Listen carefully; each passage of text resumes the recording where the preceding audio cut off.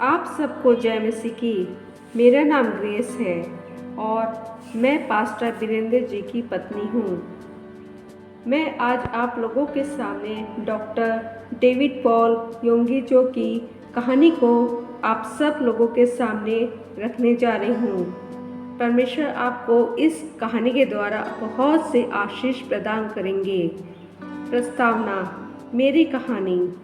मेरा जन्म कोरिया के दक्षिणी भाग में जापानी आधिपत्य के समय में हुआ था। इस अध्याय में अपने उन दुखों का वर्णन नहीं कर सकता जिनका अनुभव हमने अपने उस ऐतिहासिक समय में किया था। कोरिया जापान और चीन के बीच स्थित है। इस दुर्भाग्यपूर्ण भौगोलिक स्थिति का अर्थ है कि हम इन दो देशों के बीच कई युद्धों की रणभूमि रहे हैं, परंतु इन परिस्थितियों ने स्वतंत्र और स्वाभिमानी लोगों को बढ़ावा दिया, जिन्हें अपनी सभ्यता और भाषा पर गर्व है, जो 5000 वर्ष से अधिक समय से बना हुआ है।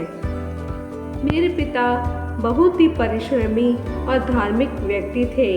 वास्तव में वह हमारे क्षेत्र में एक आयोजक बौद्ध के रूप में नेतृत्व कर रहे थे। बौद्ध धर्म दक्षिणी एशिया की तुलना में कोरिया और जापान में कुछ भिन्न है। हमने अधिक तर्कसंगत दार्शनिक बौद्ध धर्म का पालन किया। मसीहत को कोरियाई लोगों ने आदर मिला, जिसका कारण मसीहत को कोरियाई लोगों से आदर मिला, जिसका कारण दूसरे विश्व युद्ध के समय में मसीहों का दुख उठाना था। सभी कोरियाई लोगों ने उनकी देशभक्ति और पराक्रम की सराहना की। युद्ध के शीघ्र पश्चात हमने अपने देश का पुनर्निर्माण आरंभ किया, परंतु बहुत से अमेरिकी मिशनरी हमारी सहायता के लिए आए और उनकी सहायता को कभी भुलाया नहीं जा सकता। परंतु अभी युद्ध को समाप्त हुए अधिक समय नहीं बीता था। रूसी लोगों ने उत्तरी कोरिया के साम्यवादियों को दक्षिणी पर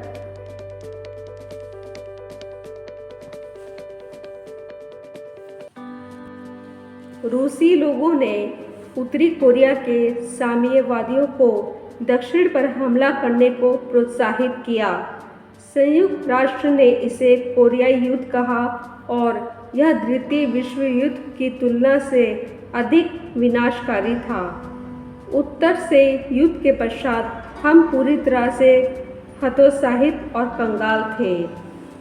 इसी समय में मुझे स्कूल छोड़कर काम की तलाश करनी पड़ी ताकि मैं अपने परिवार की आर्थिक रूप से सहायता करने में सक्षम हो सकूं। मेरी एकमात्र आशा केवल जीवित रहने की थी। कुछ का कहना है कि यह स्वाभाविक ज्ञान मनुष्य का प्राथमिक प्रेरक बल है। इस समय में मेरे लिए यह सत्य था। भोजन खरीदने के लिए मुझे जो भी नौकरी करनी पड़ती थी, मैंने उसे किया। कई बार एक ही दिन में मुझे बहुत से काम करने पड़ते थे।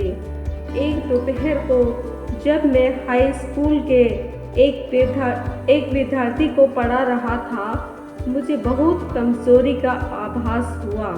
मेरी छाती भारी होने लगी थी और मैं खून की उल्टियाँ करने लगा था। मेरे मुंह और नाक से अत्यधिक खून बहने के बाद में मूर्छित और शक्तिहीन हो गया था।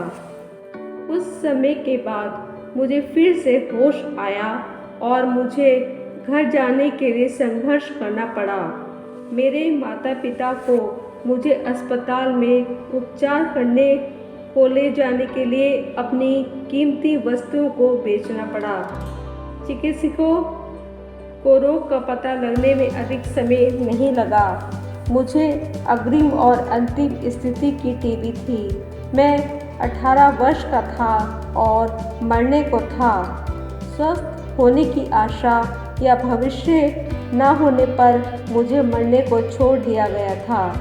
मुझे घर भेजे जाने के समय चिकित्सक ने मुझसे इस आखिरी बात को कहा था, तुम्हारे पास जीवन के 3 या 4 महीने हैं।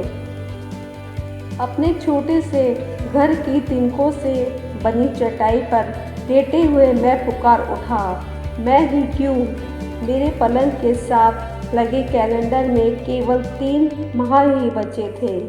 मैंने प्रतिदिन यह प्रार्थना की, प्रिय बुद्ध, क्या तुम मेरे अच्छे होने और जीवित रहने में मेरी सहायता नहीं करोगे? परंतु कुछ नहीं हुआ। प्रत्येक दिन मुझे और अधिक कमजोरी का आभास होता। मैं अब केवल पीड़ा रहित मृत्यु की आशा ही कर सकता था। तब एक दिन मैंने ऐसी प्रार्थना की जिससे मेरा जीवन बदल दिया। हे अनजान परमेश्वर, यदि तू है तो कृपया मेरी सहायता कर। यदि तू मुझे मेरा जीवन लौटा दे तो मैं प्रतिज्ञा करता हूँ कि मैं अपना शेष जीवन तेरी सेवा करने और दूसरों की सहायता करने में बिताऊंगा। मज़े की बात यह है कि एकमात्र परमेश्वर के लिए एक कोरियाई शब्द हन्ना नीम है। हन्ना एक के लिए प्रयुक्त होने वाला शब्द है। नीम एक प्रत्यय है जिसका प्रयोग किसी भी उपयुक्त संज्ञा के बाद होता है, अर्थात सम्मानित जन के लिए। जापानियों की शब्दावली में ऐसा कोई शब्द नहीं है। इसी कारण उनके लिए एकमात्र सर्वशक्तिमान परमेश्वर को ग्रहण करना अत्यंत कठिन है। पौलुस रोमियो के प्रथम अध्याय में बताता है कि परमेश्वर के सत्य को सभी मनुष्यों पर प्रकट किया गया है। यद्यपि मनुष्य का पापी स्वभाव ही परमेश्वर के सत्य को रोकता है, इसलिए मनुष्य के पास परमेश्वर और उसकी व्यवस्था को ना जानने का कोई बहाना नहीं है। उन लोगों को सुसमाचार प्रचार कराते हुए जो बाइबल के परमेश्वर से अनजान है, हमें केवल इतना कहना है कि सत्य पवित्र आत्मा के साथ में है। संसार को परमेश्वर की सच्चाई स्वीकार कराना ही पवित्र आत्मा का काम है। मेरे मन में इस बारे में कोई प्रश्न नहीं था। जो समय शांति समय में बिताया गया और इस पर ध्यान करना बेकार नहीं गया था। बुद्ध पर से अपना भरोसा हटाने और मेरे ज्ञान के अंधकार में से सच्चे और जीवित परमेश्वर को टटोलना आरंभ करने से अधिक समय नहीं लगा था। वह परमेश्वर जिसे यीशु मसीह में प्रकट किया गया था, एकमात्र सच्चे और जीवित परमेश्वर से प्रार्थना किए अभी अधिक समय नहीं बीता था कि एक युवती मुझसे मिलने आई। यह लड़की हाई स्कूल में थी और यह स्कूल के बाद अपने हाथ में एक बड़ी पुस्तक लेकर आई थी। वह बोली, योगी, मैं तुम्हें यीशु मसीह के बारे में बताना चाहती हूँ। तुम्हें अब मेरी बात सुननी है। तुम्हारे आने के लिए धन्यवाद, परंतु जैसा तुम जानती हो कि मैं एक अच्छा बौद्ध हूँ, क्योंकि मैं अब मरने को हूँ। मैं इस कारण धर्म परिवर्तन के बारे में नहीं सोच पाऊँगा। जितना अधिक हो सका मैंने उसे नम्रतापूर्वक जवाब दिया। उसे नहीं पता था कि मैं वास्तव में कितना निराश था। वह बोली, ठीक है, कुछ भी हो, मैं तुम्हें यीशु के बारे में बताऊंगी। तब उसने मुझे मसीह के जीवन, उसके कुंवारी से जन्म लेने, उसके जीवन, उस क्रूस पर उसकी मृत्यु और पुनः उसके पुनरुत्थान के बारे में बताया। इसके बाद उसने मुझे बताया कि यीशु पर विश्वास करने और अपने पापों की क्षमा को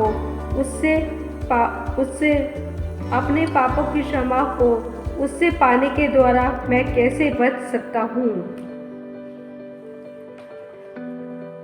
मैंने उसकी अजीब कहानी को धीरज पूर्वक सुना।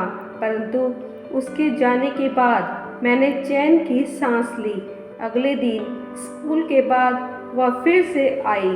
पुनः उसने मेरे जैसे पापियों के लिए परमेश्वर के प्रेम और मुझे मेरी समस्त पीड़ा और कष्टों से छुड़ाने की उसकी योग्यता के बारे में बताया। खैर, मेरे लिए सबसे बड़ा कष्ट टीबी था, परंतु मैंने अधिक कुछ नहीं कहा। मैंने केवल धीरजपूर्वक सुना और यह आशा की कि वह मुझे मेरी दुर्दशा में छोड़कर चली जाए। एक सप्ताह तक दोपहर के 3 बजे मेरी हाई स्कूल की मिशनरी मुझसे मिलने आती और मुझे वही कहानी सुनाती जिसे मैं सुनना नहीं चाहता था। अतः मैं बार बार उसकी कहानी सुनने के बाद मैंने अपने धीरज को खोकर उससे वहाँ से चले जाने को कहा। कृपया मुझे कुछ और मत बताओ, मैं बीमार हूँ और तुम्हारी हठीली व मूर्खतापूर्वक कहानियों से थक चुका हूँ। मुझे शांति से मरने दो, मैं निराशा में चिल्लाया। मैंने सोचा था कि मेरे इस रूखे व्यवहार के कारण वह वहाँ से चली जाएगी, परंतु वह नहीं गई। इसके विपरीत वह मेरे पलंग के पास अपना सिर झुकाकर मेरे लिए प्रार्थना करने लगी।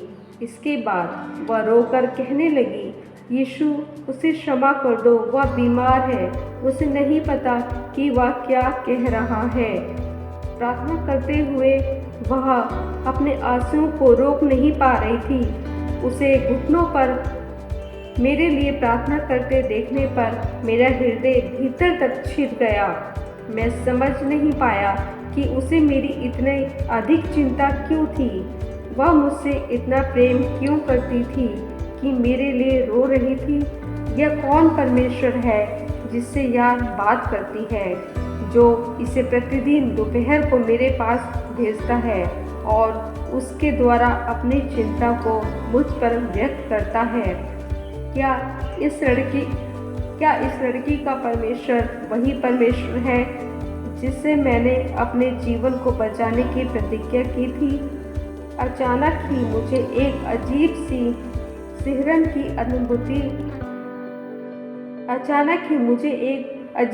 सिहरन की अनुभूति हुई।